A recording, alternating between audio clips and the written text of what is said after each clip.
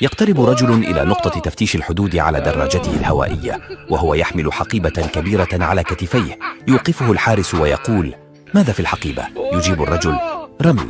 ويقول الحارس: سنرى ذلك. انزل من الدراجة. يأخذ الحارس الحقيبة ويفرغ محتواها ولا يجد فيها شيء سوى رمل. يحتجز الحارس الرجل ليلة كاملة ويحلل الرمل ليكتشف أنه ليس سوى رمل نقي. يفرج عن الرجل ويعيد الرمل له ويسمح له بعبور الحدود. بعد أسبوع تتكرر نفس الحادثة.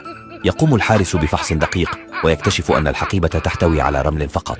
يسمح له مرة أخرى بعبور الحدود على دراجته الهوائية. تتكرر هذه الأحداث كل يوم لمدة 3 سنوات.